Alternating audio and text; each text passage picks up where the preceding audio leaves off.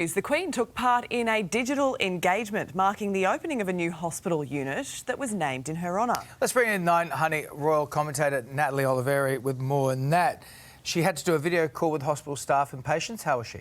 Good morning, David and Sylvia. Yeah, really well from this video, it seems. And this was really the first time we've heard the Queen speaking about her battle with coronavirus. Now, during this video call, Her Majesty said the virus left her feeling very tired and exhausted, and she described the COVID pandemic as horrible. Now, she tested positive in February, and at the time, Buckingham Palace said she was experiencing mild cold-like symptoms, but from this video, it seems it was a little more serious than we were led to believe. Now, this virtual visit took place with staff at the Royal London Hospital, and it was to open a new ward in Queen Elizabeth's name. And this was actually built during the peak of the pandemic to cope with the huge influx of patients, built in just 5 weeks instead of the usual 5 months. And look, it happened last week. We're only seeing it today. OK, well, meantime, we are learning more details this morning about Operation London Bridge, the code name for plans for when Her Majesty dies. What do we know? Yeah, so this plan specifically deals with how the church bells across the UK will sound. Now,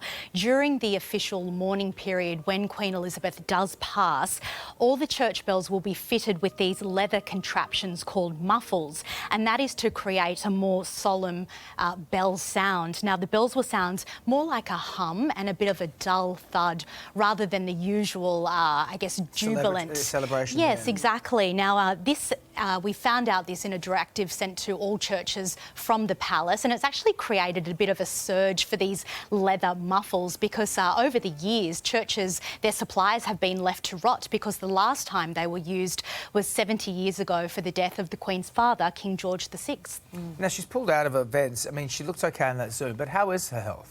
Yeah, she's looking quite well, but we have seen her pull out of an event coming this Thursday. It's the Maundy Day service, and this is one of the biggest events in the lead up to Easter, and Her Majesty has only missed this service 4 years in her reign. This year she'll be represented by Prince Charles and Camilla for the first time. She hands out little money to pensioners, so it's a nice celebration, but unfortunately she won't be there this year. Now, we are believed she has pulled out now to avoid disappointment on the day and also to avoid overshadowing the event by doing a last-minute cancellation. But look, David, I think it's all part of the Queen's gradual wind down of duties and handing certain events over to her family where appropriate. It's happening in real time in front of our eyes, isn't it? Well, absolutely. Also in front of our eyes at the moment is Princess Anne, and you've been hot on her heels at the Easter show. That's right. Tell us about the trip so far. How has her visit been received by the public? Really well. A lot of people didn't know it was happening. It was sort of kept under wraps by the palace and then sort of announced at the last minute. But it was nice to see